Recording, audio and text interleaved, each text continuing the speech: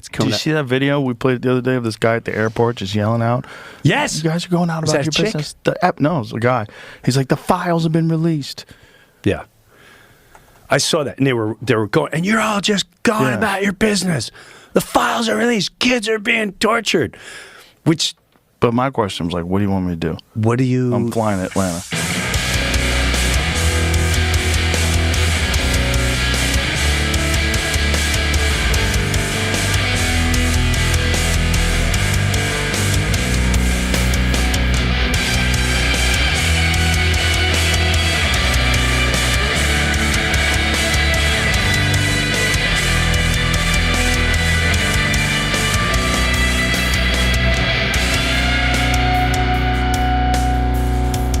Welcome back to Posting Through It.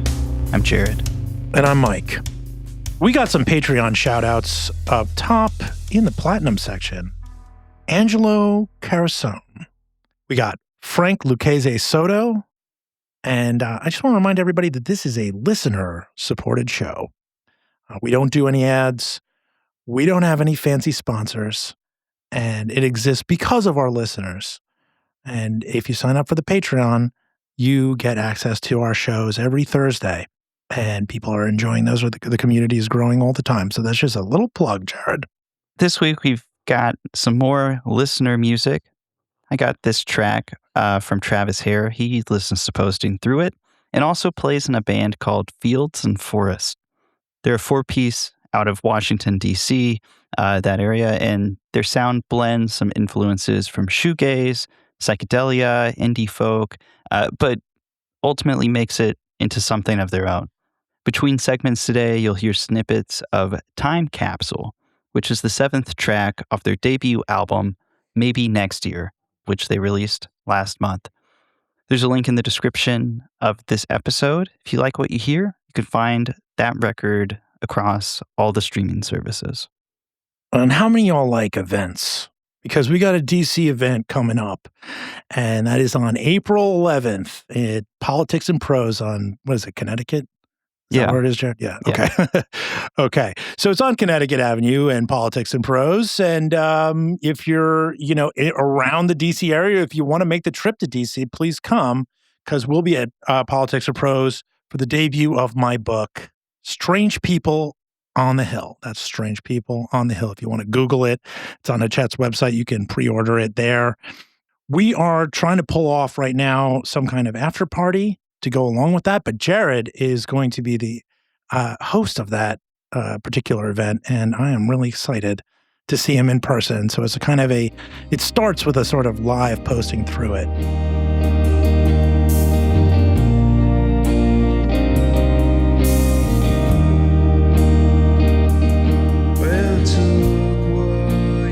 So you may have seen a lot of posts of varying degrees of weirdness sexualizing ice skater Alyssa Liu recently, while also trying to turn this likely woke 20-year-old woman into a fascist, almost like little boys playing with dolls. That's if you've gone on X or to a lesser degree 4chan. I assume most of the listeners here are not going on 4chan. Yeah, and, it was kind of a really weird phenomenon, just kind of very, very hypersexualized display. I did a post with Madeline Peltz about that last week. Lots of dudes calling her goon bait and things like that. I got to stop you. What's goon bait? Oh, man. Are we going to regret explaining this to people? Yeah, okay. Goon bait is a crass term for masturbation material. Actually, this is, just as an aside right now, I find it interesting that most of these like weird guys on X that were like sexualizing Lou kept be like, oh, she's goon bait, or like I'm baiting to her, or like whatever else.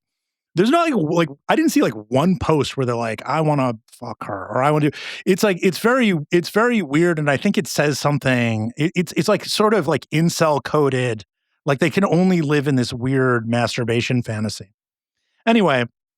That's happening over on X, where Elon Musk and his takeover continue to just sort of pour misogyny into the world. There's just so much of it there. But we got another phenomenon brewing right now.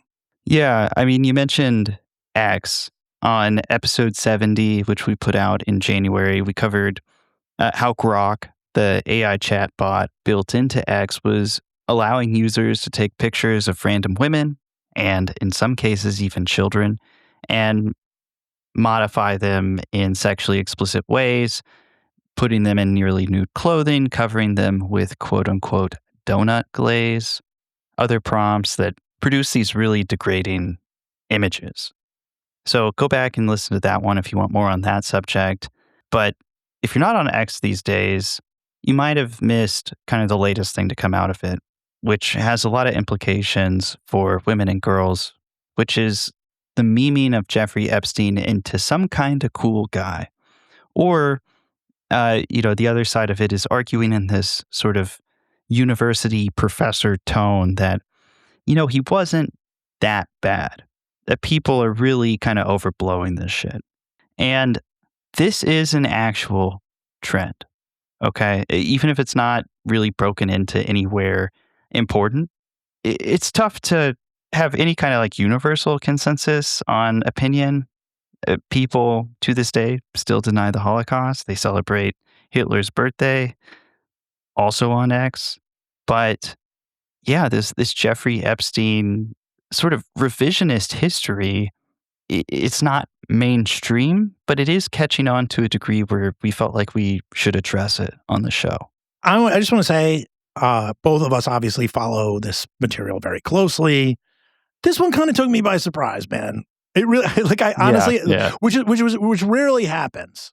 Like, I already, like, an ICE agent assassinates somebody on the street or sort of executes them. I guess there's a better word than assassinate. And I already know how these guys are going to react, right? I already know. I'm almost never surprised anymore.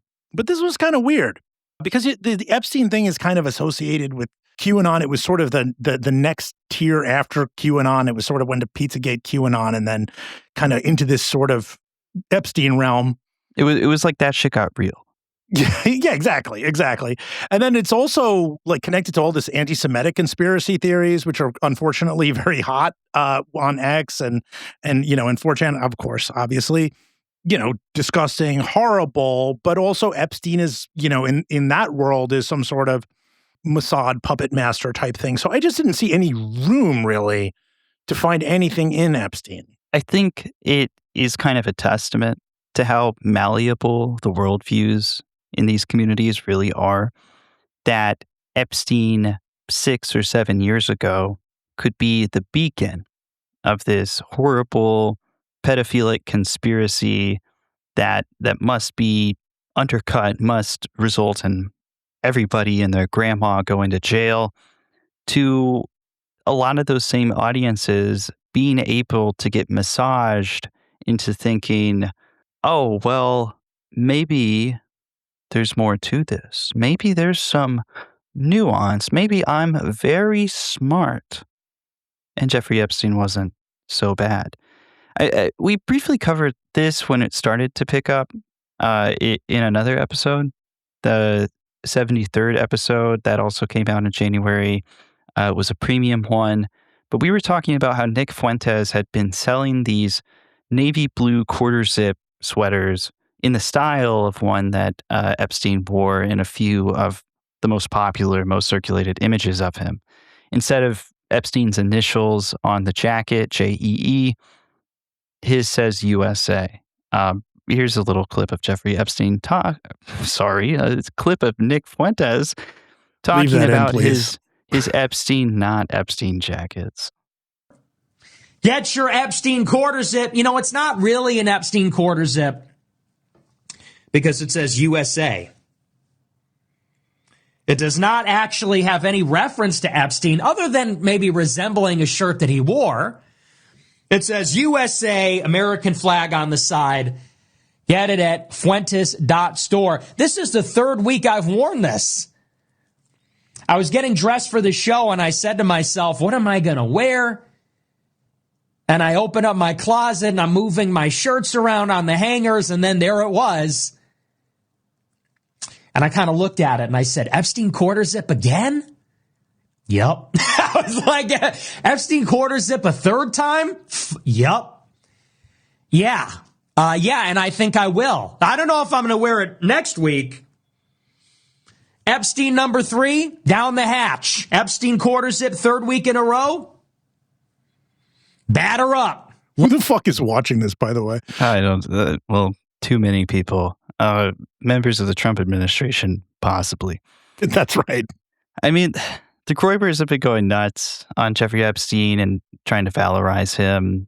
There was one post from a Groyber account that went viral on X a while back of a photo of Epstein edited in the like Chad meme format that just says, just say you weren't invited, which romanticizes this idea that these sex parties where older, famous, sometimes extremely powerful men were hanging out with, in the least, possibly in some cases, we don't know, engaging sexually with these young women, sometimes underage girls.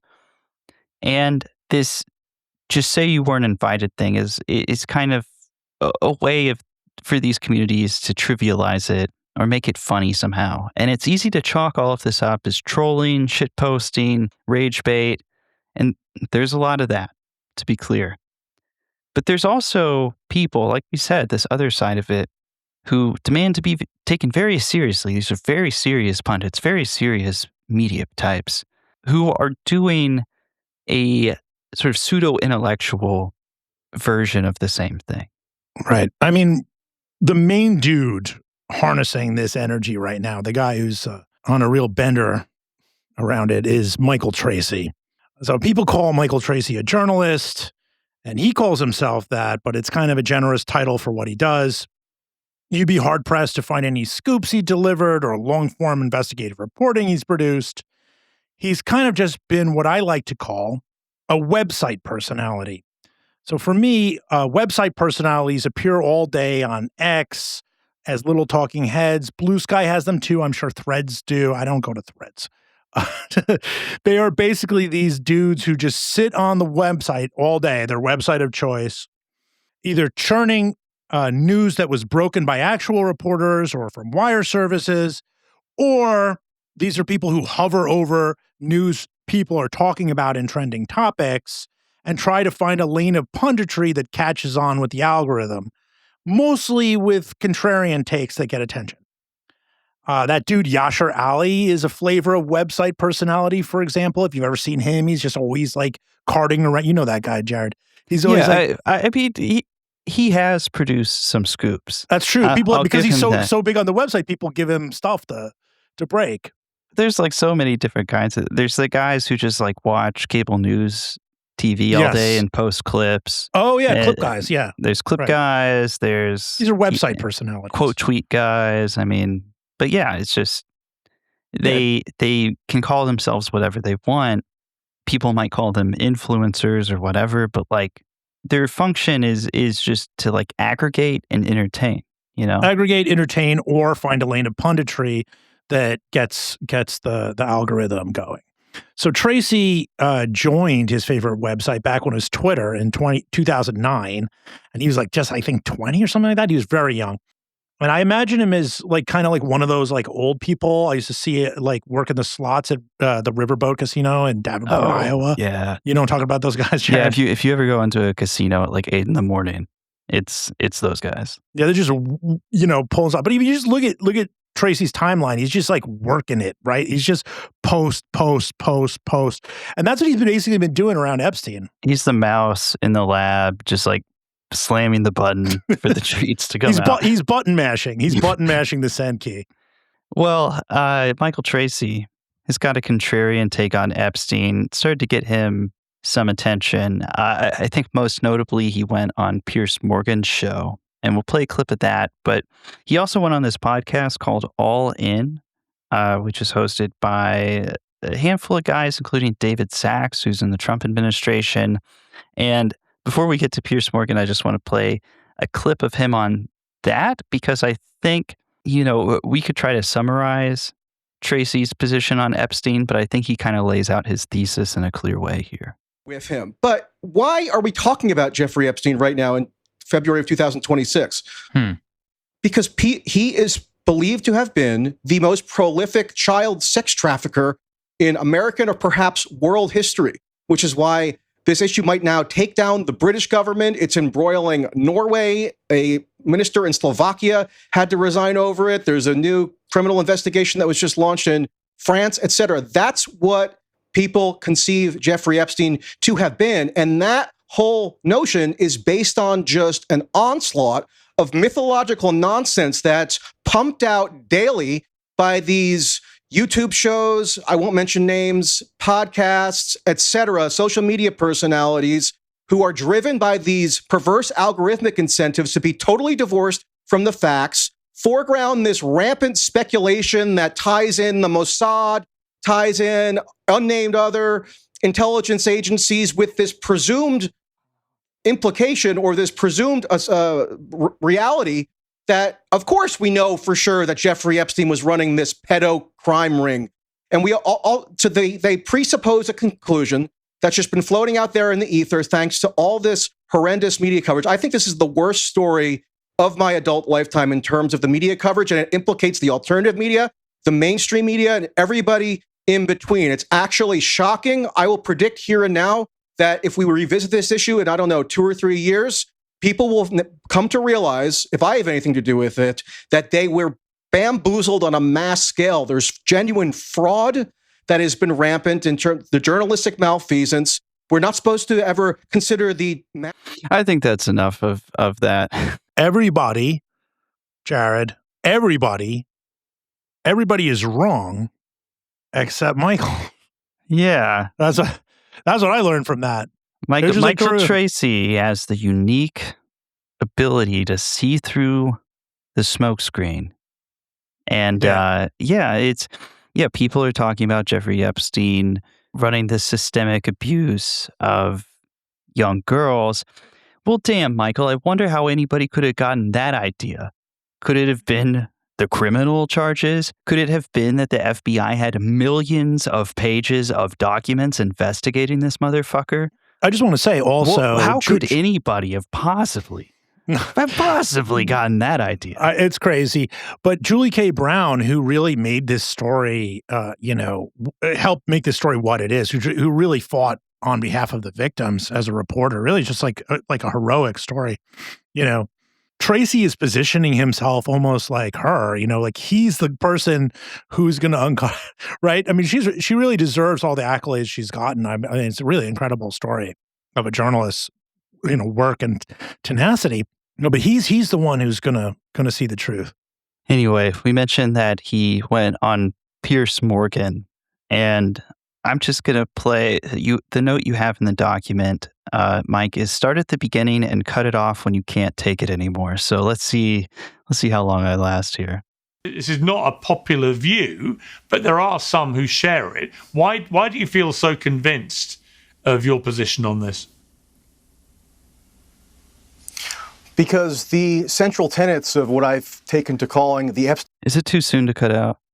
I should play more. The sound of Piers Morgan's voice might have been enough, but continue. The Epstein mythology have simply never been supported by anything close to the degree of credible evidence that would justify the United States, Great Britain, and the world now being embroiled in this gigantic pedophilia crisis where people like Tara Palmieri and your next guest, David Boies, are convincing untold millions that there was some enormous child rape atrocity that was perpetrated and covered up at the highest levels of government. This is crazy-making stuff.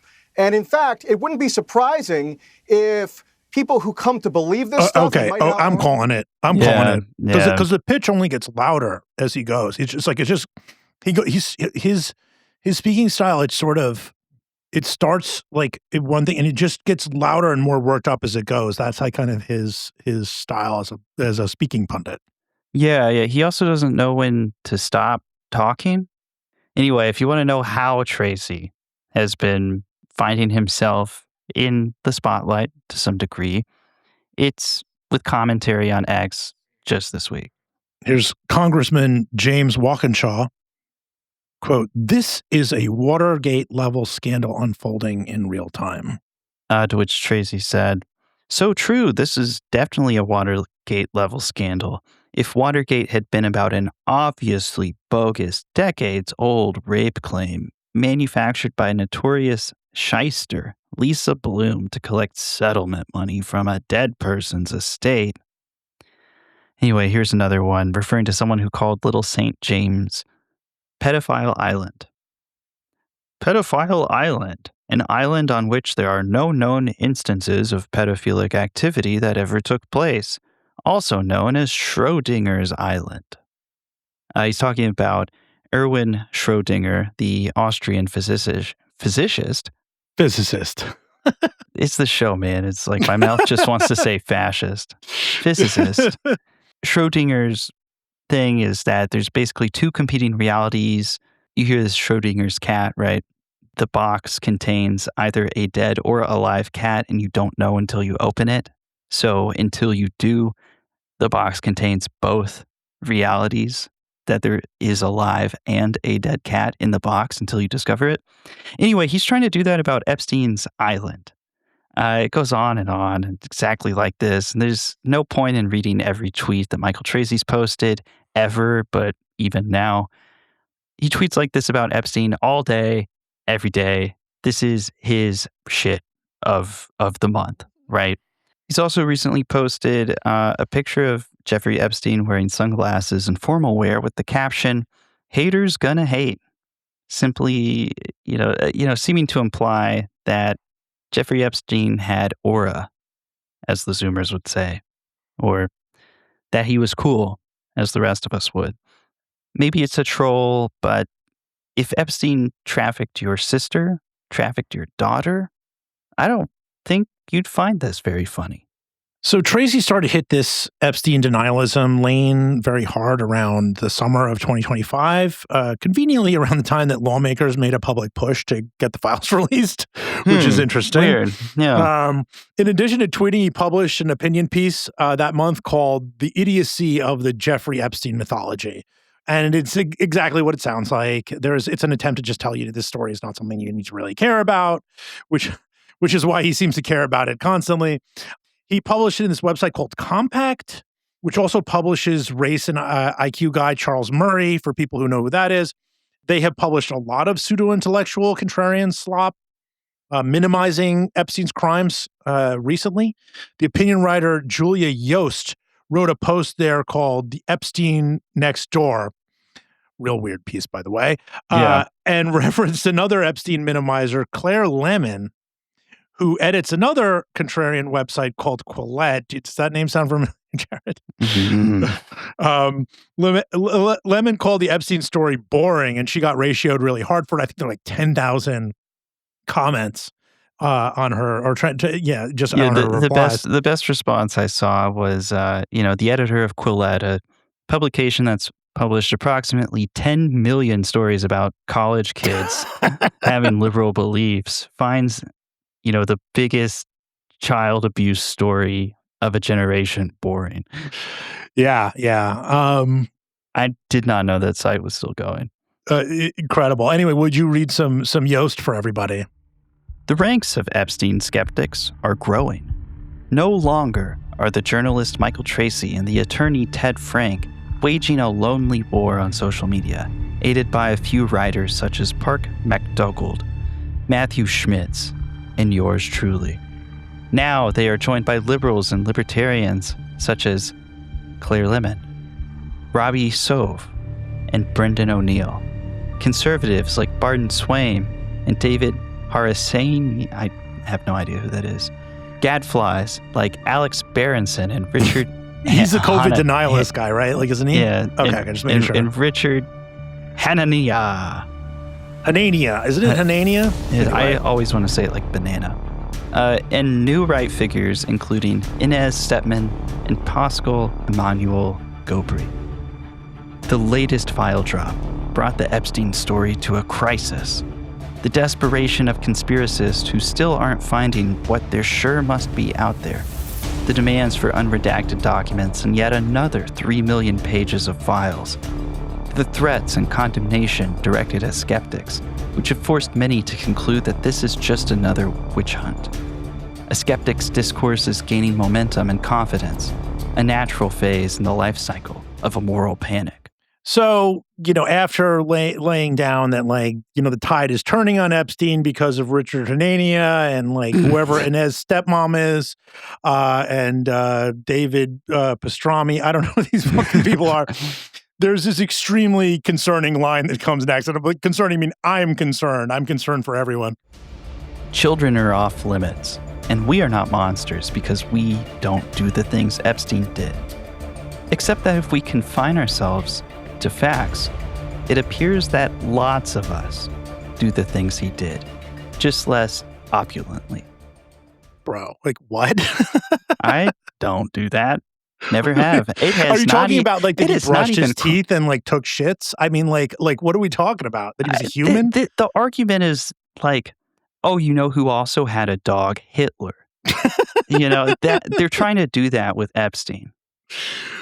Oh my God. So Yost is an editor at First Things, which is just the Catholic in me says she needs to go to confession for that one. I don't know. I wouldn't be defending Jeffrey. I don't know. I don't think Pope Leo would be down with defend. I don't know I'm sure that's a sin. I don't know. I need somebody with a real reading on that to tell me. But anyway, you got a few names in there that we mentioned. Inez's stepmom. Most of them are cranks. It includes Richard Hanania, who, as we mentioned, who is another website personality. That's he's core website personality. That guy. He's just on the way. He's like, let me ride this website. He used to write for racist blogs, and now he posts 50 times a day on X. But I want to say before we produce our next guest that Max Chafkin reported in 2021 that Peter Thiel funded Quillette. Lehman denied that very strongly. And another thing is here that Vanity Fair, I believe, linked Peter Thiel to Compact as well. I would say also George Soros Open Foundation, whatever the hell it is also, they gave money to Compact. But, there was that. And then when Thiel's PR rep was asked about this, Thiel himself denied ties to Compact.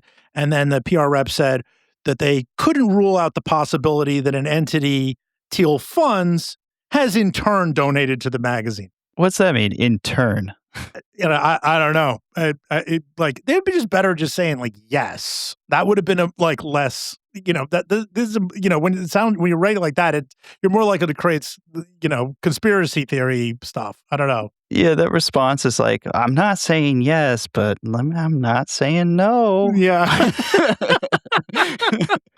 Oh shit. Anyway. You can make your own assessment about Thiel's involvement in those two projects. Those are the facts as I know them. But for me, it brings up a very important point, Jared, about elites, elite wealth, and what elites would like you to think about a generationally significant news story that has made elites look really, really, really bad. I could throw 12 reallys into that sentence because the Epstein story is not just about sex trafficking or pedophilia is the word pedophilia, right? Where it's Tracey likes to say, oh, pedophilia. Forget that. Forget about that. Okay, for a second. It's also, about misogyny, but put that aside too. It's about those things, but it's also about inequality and class war. It's about what the extremely wealthy can do to us with impunity in this culture while the quality of all of our lives decline. And it's about what elites can get away with in that world.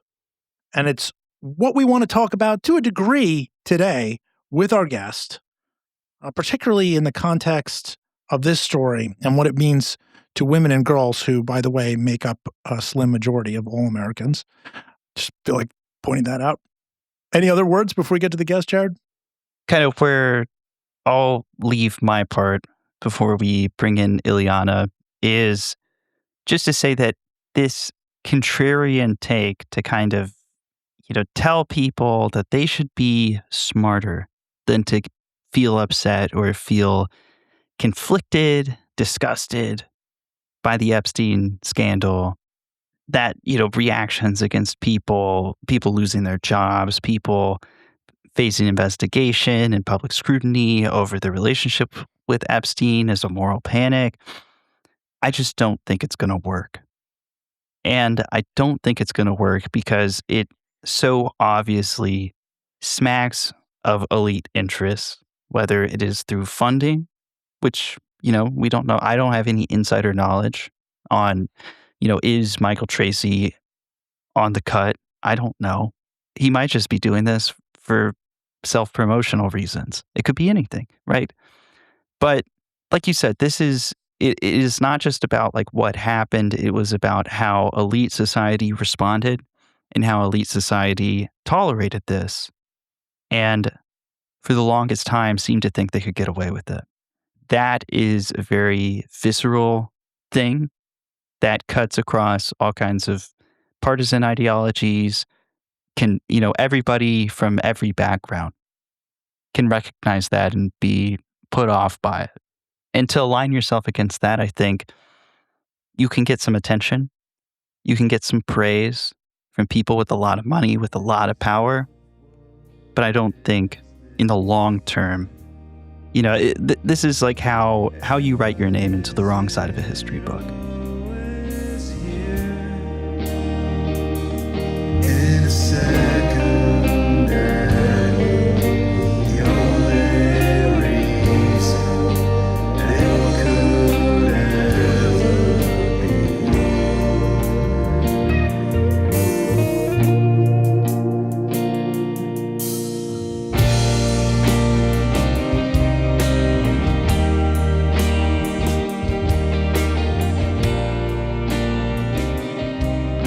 And let's welcome to Posting Through It, Ilana Justine.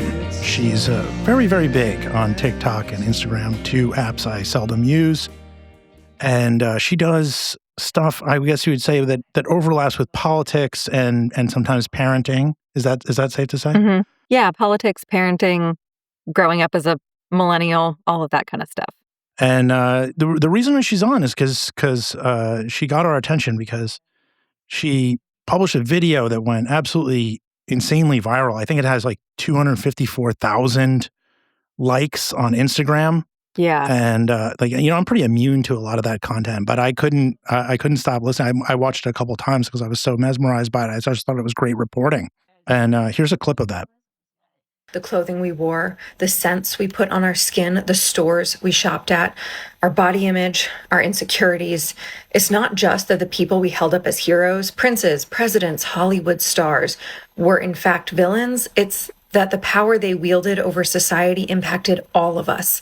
The perverted nature of these men infiltrated every aspect of our lives. Mall culture of the early aughts was owned by men associated with Epstein. Bath & Body Works, Limited 2, Abercrombie & Fitch, Victoria's Secret, Pink, stores that sold primarily to young women and children that shaped culture around tween clothing. There were words on the butts of the shorts at Limited 2, shirtless models and dimmed lights at Abercrombie, body sprays with names like Love Spell and Pure Seduction at Victoria's Secret, lingerie marketed to tweens at Pink. I think you get a general idea of what that's about. But it was a very fresh perspective from where I'm sitting on the Epstein scandal.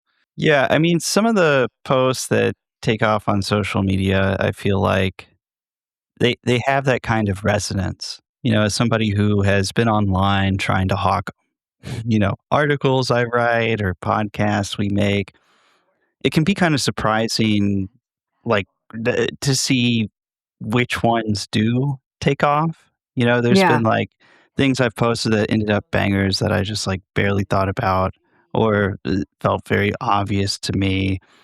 Can you kind of explain more about like what inspired you to make this video and like what parts of it you think resonated with people? Yeah, so I mean, I can't even take credit for the entire idea necessarily, because what I saw was that there were a lot of people talking about this primarily on threads. I saw a couple of threads probably in the same day.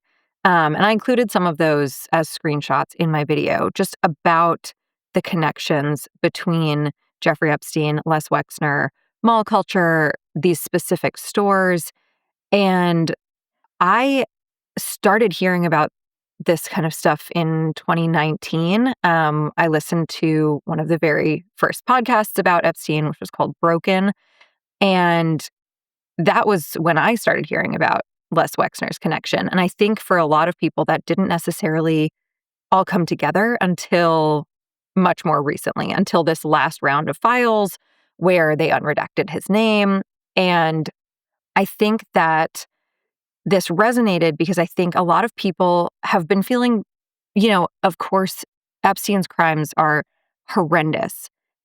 But I think there's also this kind of underlying unease that a lot of people feel about his pull in society and how he kind of had his finger on the pulse of all of these very wealthy, very powerful men, and what that meant for a lot of young people, especially young women, but young men too, because the cultural aspects of it are broader than just women. And I think that what I was trying to do in putting this video together was kind of just grabbing everything that I was seeing and putting it within the context of what we've been learning for years about Epstein and about his associates and about all of the victims who have come forward, and not just, his victims, but I think that we also saw a kind of similar reckoning when all of the Weinstein stuff came out, just how broad that was in the media, what his, connections were to everyone. And so I think we're kind of seeing that again. And I think that a lot of people feel uncomfortable with kind of examining how Epstein affected them and without realizing it, right? Like we didn't know, but a lot of these influences that we had growing up were tied to some of these really gross men. Yeah, it's interesting because Victoria's Secret plays such an outsized role in the sort of sexual development of a millennial, or in my case, I'm either the very youngest Gen X or the oldest possible millennial. I'm in that Zennial cusp, and it's true. You mentioned in Boys too. It was kind of the center. Victoria's Secret was the center of your sexual awakening. It's like, this is where you go to dress sexy. If you're right for young women, right there, that's what they're looking up to. For guys, that was the beauty standards that were being set. And you almost took for granted that the women or the way women were presented was a standard or a look that we were supposed to kind of either look up to or chase. I think a lot of times we don't necessarily think about who's setting those beauty standards. We just recognize that they are beauty standards, right? Especially as we're growing up. We aren't necessarily thinking about who's behind all of these things that we're seeing. I mean, I remember watching the Victoria's Secret fashion show and thinking it was so empowering. And that is, now looking back, that's not how I look at it. But it was also such a cultural event. I remember my freshman year of college, rushing back to my friend's dorm room after a shift at the dining hall so that I could watch the Victoria's Secret fashion show on the TV of my one friend who had a TV in college. And, they had all of these big stars and these gorgeous models who we were supposed to look up to and also look at as virtuous and not necessarily just as people who were representing fashion, but representing the whole culture. Yeah, I mean, I think that is ultimately at the heart, contrary to what people like we were talking about earlier, Michael Tracy would have you believe, that is what makes the Epstein story so potent, right? It's not just what he did, which was horrific and seemed to have existed on a scale that is pretty rarely seen, but the fact that whether it's Wexner or Bill Gates or Prince Andrew or whoever is named in these files, right? It just to be clear, just because their name shows up doesn't necessarily mean they were directly involved in everything Jeffrey Epstein was doing. But a lot of these guys seem to at least be chill with him, cool enough with him to talk to him. And yeah, they were at least aware of what was going on. And I think the point your video makes is that the people involved here were people that were at the time or would go on to shape the world that the rest of us live in. And that is a very uncomfortable thing to sit with, I think. Yeah, it's something that I've thought about a lot before posting the video and since posting the video, seeing a lot of the comments that people have left. And they've kind of run the gamut of people being like, oh my God, I had never even put this together, to people saying, yeah, I've been thinking about this for years, whether, explicitly thinking about it or just kind of having it in the back of your mind somewhere. One of the things I've been thinking about a lot is dress codes in middle schools and high schools, even elementary schools, and how, women are blamed for their bodies from the time they're 10 years old, younger. It's always, women and girls are responsible for men's thoughts and actions, I think, is what we see a lot. So they shouldn't be. But I got some comments saying, this is what we were told, oh, if you show your shoulders in school, boys won't be able to control themselves. One of the most disturbing trends of comments I got were people saying, I remember being told I wasn't allowed to wear, shorts or something because it would distract my male teachers, which really felt horrible. And that was Jesus just a normal Christ. message that people were getting. Yeah. That's really gross. deeply disturbing. I want to just talk about quickly about something that hovers over the entire clip that you created, which is just Epstein is not just a story about a pedophilia scandal or the way women and girls were trafficked by Epstein, right? It's about a few things. One of them is capitalism. He was a man of prodigious wealth, right? I don't know, the financier, right? It just mysteriously shows up with tons of money, I guess. I don't know, whatever it is, it's still confusing. But he's connected to all these people who are super rich, right? Like even the people who are known for having, primarily for their power, like a Bill Clinton or something like that, is extraordinarily wealthy, right? These are very, very, very wealthy people. And I guess, I view it sort of, and correct me if I'm wrong, but like, what you're describing there is almost like capitalism itself plays like a very strong role in grooming the sexuality of young people, boys and girls, and really plays a role in kind of how women see themselves, right? It's just sort of top down coming from there. And I just found that like, really a powerful thing to think about, like a really frightening reality, and it makes me wonder, to what degree do women and girls have agency over this stuff when they're at such a young age? There's just the power of capitalism weighing down on young people. Yeah, because all of the incentives. I mean, you look at what's being sold. It is all kinds of remedies, cures, procedures, whatever, to look young. Right. All the models in the Victoria's Secret show, with some rare exceptions, are very young women. Right. Yeah. It's like there's this premium on cultivating your sexuality in a very specific kind of way, a specific kind of flavor, kind of paired with this premium on appearing young. Right. Yeah. And, again, I think just considering that some of the people involved in creating that world were plugged into this other one, I don't know, it's bleak, but yeah. Yeah, I think overall, capitalism preys on our insecurities.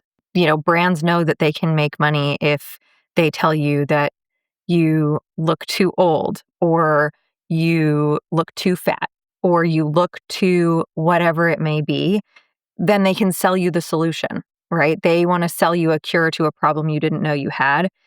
And I think that with this sort of realm of capitalism, specifically this mall culture sort of thing, they were absolutely preying on the insecurities of young women and telling young women that, these body sprays are going to make you irresistible.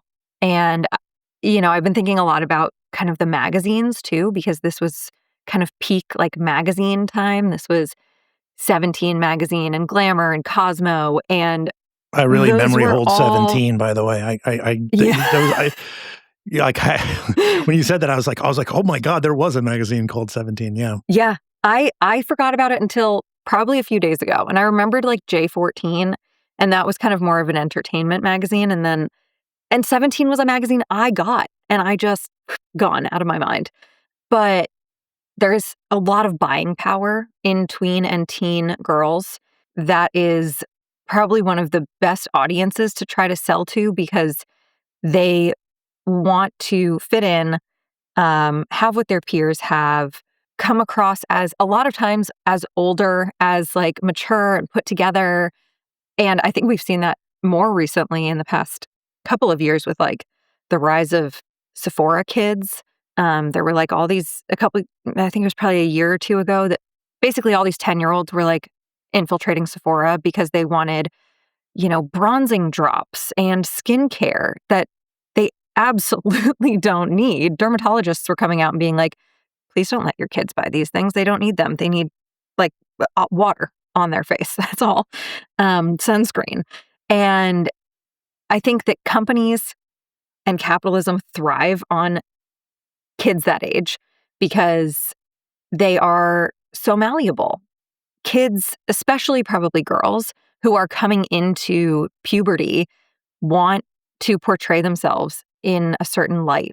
And the best way to do that is by buying items, buying products that can help them express themselves. Is there a way to where women can become more, I think young women in particular can be more, aware of the degree to which the culture favors images of girls over women, right? Like that is like sort of the subtext of what you're talking about, right? Yeah. Where it's like here, and that is really part of the scandal here is that these are guys with money to have, almost any woman that they could possibly want, right? In theory. And yet at the same time, the Epstein scandal is really about pedophilia or chasing after, women who are, or girls who are below legal age. I feel like we're constantly in this unconscious loop, this on a dream state where that is being pushed on America. And it seems to get almost, in my mind, get worse every year. I just don't know how we can have that kind of sort of feminist awakening, so to speak. I'm obviously not a woman, so it's not for me to have it. But I just wonder if there's any way you think that this can be like, there can be like that this Epstein thing can trigger a substantial change in the culture. Yeah, I mean, I think part of it has to do with how parents, I think, talk to their own children about it and the modeling that we do. I think that that's a piece of it. And I also think that, we're in this kind of weird space now with social media where it can have so many negatives, but it can also have so many positives. And I do think that one of the positives of social media, especially for a lot of young people, can be seeing alternatives to the norm, right? You can go on social media and see someone who really is avoiding all of the typical normal teen or young adult behavior. They're dressing the way that they want to. And I think we've seen that a bit with Gen Z, that they are dressing a lot more for comfort. They are advocating for themselves more. I mean, we see that a lot with as Gen Z enters the workforce, that they are more comfortable kind of standing up for themselves. And, I think obviously it's a lot to expect kids to analyze the influences that culture has on them. But I do think that we see it a little bit more and more as younger women become like middle-aged women and become part of the workforce, and with having bigger roles in these companies that directly sell to and produce media for young kids. Like, I think if we look at the Disney movies that maybe I grew up with, all the princesses looked basically exactly the same, right? They were all like teeny tiny, skinny, long hair. They were all white. They were all physically perfect, right? And unattainable, not actually real. Kind of same as like Barbies, right? And I think that we are seeing more representation in some of these toys, media, and in real life. And I think that's kind of maybe one of the best things that people can do is try to disengage from the much broader culture and just like re-engage in the nuclear community. Because I think that especially when you're young, there are, of course, trends and things in schools, but when you're just with your friends and you're not like looking at these broader, like, oh, we should be like these celebrities, we should be like these musicians and these people that we see, when you're just kind of looking at your more insular community, I don't think that you get as much of that pressure. Billie Eilish has been praised for kind of not taking the bait on a lot of, you have to do it this way to look a particular way or whatever when she was very young. But, you see like that, the headwinds she's up against, she's also getting like undressed on grok and stuff like that. I mean, it's really, that's the problem. The infrastructures themselves have been created by these billionaires, perverted billionaires in the case of Elon Musk, and not in a Elon fun Musk way who couldn't even perverted. get into the pedophile island. But he wasn't even invited. Tried. He is truly a sick fuck. Anyway, excuse my language. Jared, would you like to go ahead? Yeah. I mean, before we brought you in, we were talking about this sort of weird campaign in reactionary media spaces. We sent you a clip of Michael Tracy that we played earlier.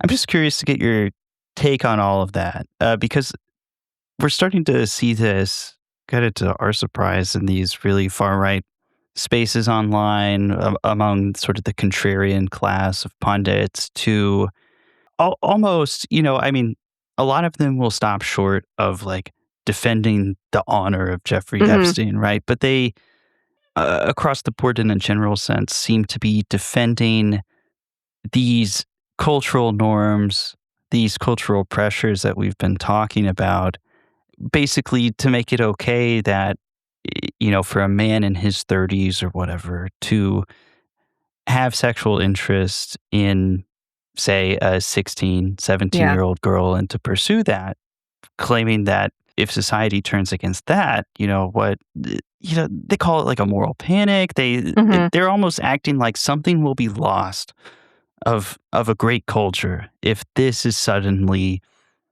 seen with the disgust that it deserves. So I'm just curious for your thoughts on that. Yeah, I watched him on Piers Morgan and truly Sorry, by the way, for sending that to you. Oh my God, I know. But I truly hate when Piers Morgan platforms people that are so unhinged that they make him seem reasonable. Oh, you mean like every night? That's always. That's sort of the show. It's so interesting to see the kind of spin from the far right, because 5 years ago, they were the ones who were out here talking about the QAnon conspiracy theories about Wayfair and about Pizzagate and all of those sorts of things. And it turns out they were right. They were just looking at the wrong people. And now they're either silent or they're like, well, it's different than what we would have said before. I think that a big piece of it is just the normal victim blaming, disdain for women. I mean, I think one of the things in that clip that really stood out to me is how it was so obvious how much this Michael guy, his hatred for women came through just in the way he was speaking. He didn't speak to Tara Palmieri directly at any point in the interview, even though he spoke directly to Piers Morgan. He said, like, no, that's not what I'm saying, Piers. But he referred to Tara Palmieri the entire time in third person, never spoke to her, complained about her journalistic integrity, spoke over her for minutes on end, called her an idiot, called her a disgrace, and then, tried to discredit Virginia Giuffre, who spoke out for years specifically about what happened to her at the hands of Andrew, formerly known as Prince. And, everyone called her a liar. Everyone said, oh, he never even met her. She's making all of this up. And now there's photographic evidence that proved exactly what she said the whole time. It's hard to say, too, because some of these people are not even necessarily right-wing. It's hard to see what their political views are. It's unclear who they support other than apparently pedophiles. But Well, attention for themselves is what I would yes. posit. Yeah. Well, I think it's interesting. You mentioned like the direct levels of disrespect for Tara, who, her reporting has been at times over sensationalized to put it mildly. Yes. There's like a big, there's like something where she's like decoding Pizzagate off of it or whatever. Which is like, which is again it's just too much, right? It's like, okay. Yeah. But I think like, while that is true, and while it's true that there are a bunch of Nazis on X finding quackadoodle things in the emails that are not really based in reality, all those things are true. I think there's a substantial difference between saying like, okay, we need to stick to the facts here and, and really take this seriously, and waving a hand and saying that this stuff is not something we really need to pay attention, or that it's not that bad, or that we should maybe that we should, we should ironically post pictures of Jeffrey Epstein where he looks cool and be like, and with a little caption around it. That sort of stuff seems to signal to me, I think, a connection with how I think it's important to highlight the connection between disrespecting a woman in a panel like that, as if she, as if he himself is like, oh, such a serious journalist as compared to her. He can disrespect her. Like, oh, okay, I'm sorry, Michael Tracy just spoke up. The connection between that and suggesting that this isn't important because, the doesn't matter exactly what we're talking about in the Epstein, the Epstein files. Something here is extremely, extremely bad and reflects extremely bad on our country, and is causing a tremendous amount of women and girls grief. And the inability to look at that, to me, is really upsetting. It really upsets me to a tremendous degree. If we look at the data on the average American, they do believe it's really bad. They do believe that we need to find out more about this, and most people think that there should be consequences, right, for these men and sometimes women who were perpetrating this abuse and this violence. And with all of these ultra right-wing kind of campaigns to smear the victims or talk poorly about the journalists, then we get a slightly more moderate position of people saying, oh, it's all gotten too complicated. We should just move on. You know what? We just need to close the door and put this in the past. We even saw Pam Bondi saying this, right? Like, obviously, she's not a specter of truth. But, that's kind of their move, right? Their next move is to say, like, oh, well, it's gotten too political. It's too fraught with, lies and conspiracies. So we should just close the door and move on, which is just a way of protecting these monsters, right? And yeah, and it's not just to say we should do that. It's to tell the audience it's smarter for you. Like, you're smarter if you just look at this and you're like, this is a big moral panic. This is getting way out of hand. Like, the smart thing to do is just keep your eyes on the prize. Forward.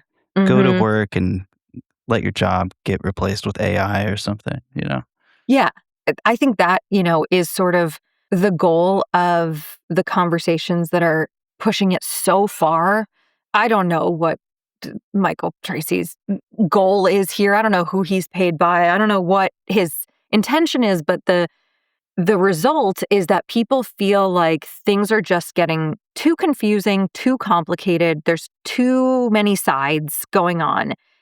And it would be better for everyone if we just looked to the future and moved forward, right?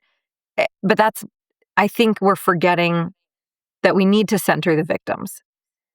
We cannot be moving on, and if we do that, we leave all the victims behind.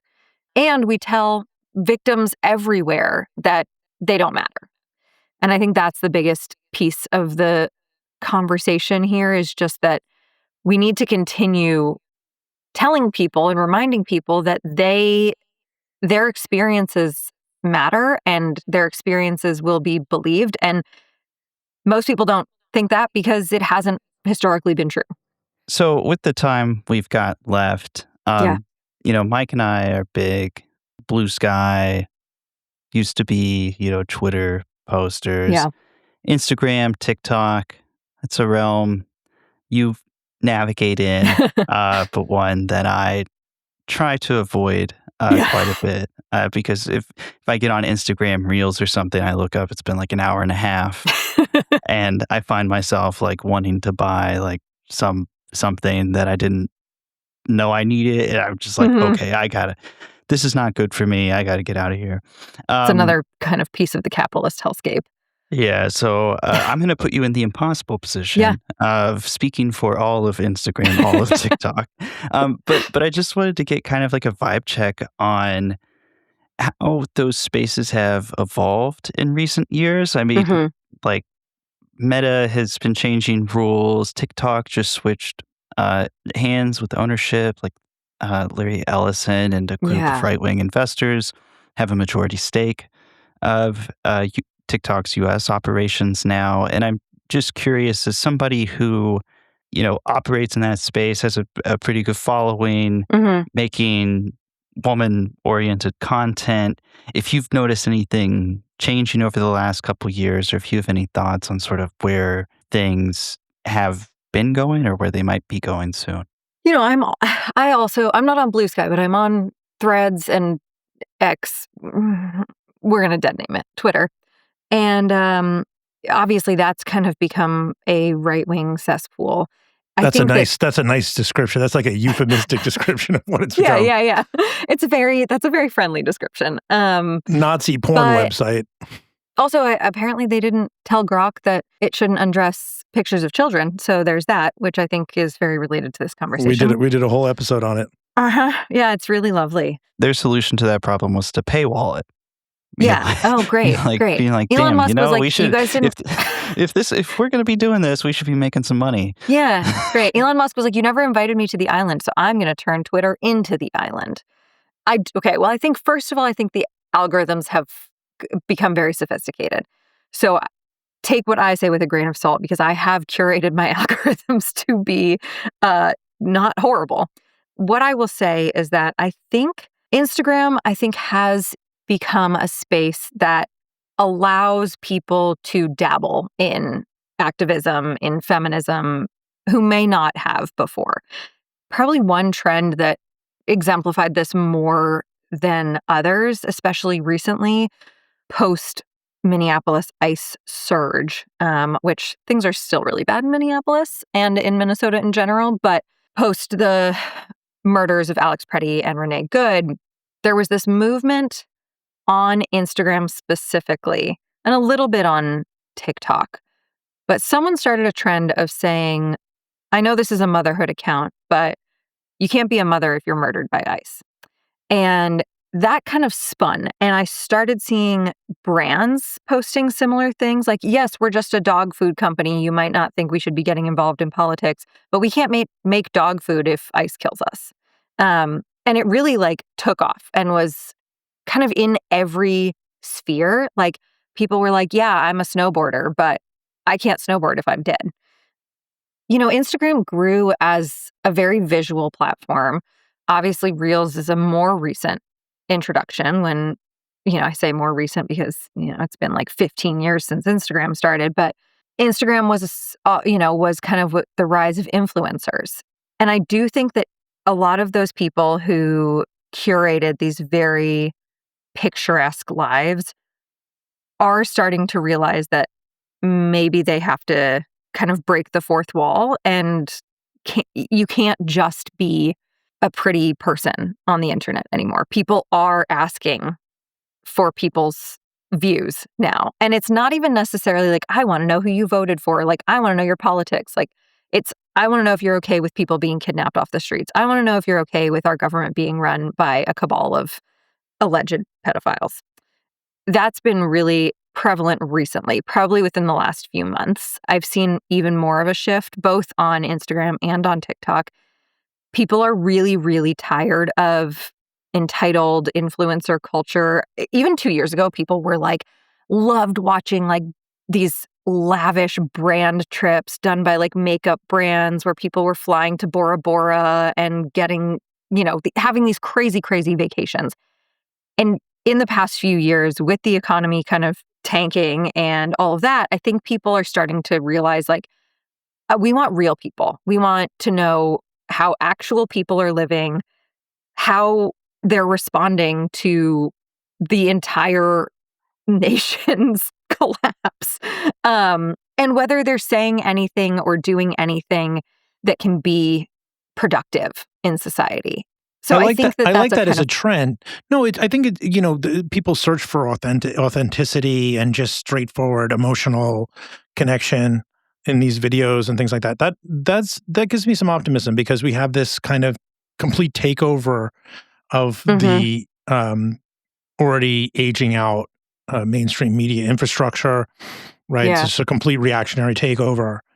And I said in one of our group chats recently, I was like, well, this may actually be good because this may make MAGA and everything associated with this sort of neo-fascist, whatever what you want to describe it, movement uncool. And like, as long as we still have access to social media. Now, of course, TikTok itself has got, new, they may keep changing the levers, but maybe it's a kind of who's in Whoville situation where, every time they move a different way, people are going to look for the content, hopefully, that speaks to them. Yeah, like in a way, the more mainstream they try to become, the less cool they will be, Trump is such a large cult of personality. Obviously his diehard supporters are going to love that forever, but I do think people are looking for people online who live in reality, who are relatable and not just like I'm relatable because I do my hair the same way that you do, but like I'm going through it, right? I'm going through life too. We're struggling together, and people who can use their platforms for good, whether that's speaking out, whether that's using their wealth to contribute in positive ways, whether that's amplifying other issues that are going on and helping build up the voices of people who have been chronically underappreciated. I do think that there are some positives. And again, like I said, the algorithms are very sophisticated and a lot of people are seeing what they want to see. We see that with the alt-right pipeline and manosphere stuff. But I think that there is also a growing left-wing pipeline to keep an eye on. I think people are realizing how powerful it can be to be a lifestyle creator who also has morals. So, yeah, I think that there are some positives out there. Yeah, people are craving those who post real shit, those who are posting through it, perhaps. Perhaps. Last question before we let you go. What kind of music are you into? Oh. We like to joke that this is a music podcast that occasionally touches on politics. Okay, so well, I had what's on your playlist? I mean, I'm usually a kind of a more pop culture girl. Although right now I've been listening to the Frozen soundtrack about 1 million times a day because I have a 2-year-old. But I saw something fun that someone said they were doing for 2026, which was making a Spotify playlist, like a day-by-day Spotify playlist of just like a song that has been stuck in your head today. So like every day you just add a song. And then at the end of the year, you have this playlist of your year, right? And I realized that mine is kind of all over the place, but It's just the Frozen soundtrack. It's just different songs from the Frozen soundtrack. It's actually just the entire, No, don't worry. Little Mermaid is in there too. I've never seen that movie, but I recognize like half the songs because they are everywhere and just earworms. My parental brain poisoning was really like just being able to like in my half sleep state be able to just like in like Minority Report where Tom Cruise is just like moving stuff around is just kind of like going through every track in the Cars soundtrack, being like, like just one by one. I know every single thing. Dude, you got boys, man. There's nothing. There's nothing. Cars soundtrack is elite. They fucking love that movie. I gotta say, I was like, this is kind of cute. Then I was like, I hate this movie. And then it's like after the 100th time, you're like, this is a pretty compelling structure. Like your brain is just like filled with holes. Yeah. I'm looking at my soundtrack now. It's kind of all over the place, but definitely a lot of like 2016 music. We've got like the Chainsmokers. I've got some Phil Collins, and then some, like Noah Kahan, Jensen McRae, kind of like very calming, depressed vibes. I'm a Phil Collins apologist. Have you seen like it went viral again recently, like the video where he does like In the Air Tonight, whatever, and like he's got a very theatrical presence, and he's dressed like a banker, and he's holding two drumsticks, and he's like singing that, bro, and he's all of a sudden the drums come in. I don't know what the fucking words are. Sorry, guys. But he's like up into the last minute, he's just like walking casually to the drums. Then all of a sudden it looks like he's not going to make it, and then all of a sudden he's like, boom, boom, boom. Like it's like he has a real flair for the dramatic, Phil. Well, I'm realizing I think the next movie for my daughter is going to have to be Tarzan. I'm going to have to add that to the list. That's a good soundtrack. Well, to all our parents in the audience, you need to go. You need to go to her account for updates about things that don't always involve pedophilia rings and other horrible things. Only right? sometimes. Only sometimes. Only sometimes. Well, that's as good a sales pitch as any. Ileana, thanks so much for joining us this week. We'll put links to your social profiles in the description if folks are not like Mike and I. If you're on TikTok and Instagram and you want to check out Ileana's content, we highly recommend it. Thank you so much for having me. And in all seriousness, before you go, in all seriousness, it's great to see videos like this taking off on Instagram and stuff like that, other than the usual kind of content that I see. And I was really heartened by it. So that's great. Thank you. Yeah, I appreciate that. And I think it speaks to the broader cultural moment right now that people are grappling with a lot. And this is affecting a lot of people. So I'm glad to see that it resonated and that people are open to this kind of conversation.